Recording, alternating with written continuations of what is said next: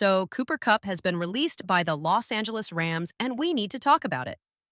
Kupp, the 2021 Offensive Player of the Year, was once one of the most dominant receivers in the league. But now, with Geno Smith as our quarterback, would he even be a good fit in silver and black? Let's be real. Kupp has battled injuries over the past few seasons: a thigh strain, a hamstring issue, a high ankle sprain. He just hasn't been able to stay on the field consistently. And that raises the big question: should the Raiders take a chance on him? A lot of fans would love to see Kupp in a Raiders uniform. And honestly, back in 2021 or even 2022, that would have been an incredible move. That was the year he dominated the league. Triple Crown winner, leading in receptions, yards, touchdowns, and capping it all off with a Super Bowl win. But since then, he hasn't even hit 1,000 yards in a season. And here's the problem: Kupp isn't just any free agent. He's going to demand a big paycheck. But the Raiders just locked up Max Crosby, making him one of the highest paid edge rushers in the league. And when you invest that much in a premium position like edge rusher, right behind quarterback in importance, you have to be smart with the rest of your cap space. So, is Kupp worth the risk? Let's dive deeper. So, the Raiders' cap situation isn't as flexible as some fans might think. Sure, it looked like they had plenty of cap space, but a lot of that money had to go toward re signing key players. And with Max Crosby's massive contract, the team is now forced to shop in the bargain bin for talent.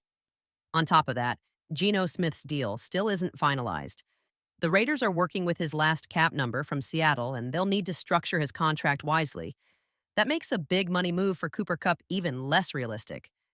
Here's the truth: Kupp's name carries more weight than his game right now. It's been years since he last hit 1,000 yards. And let's be honest, his play style is very similar to Jacoby Myers.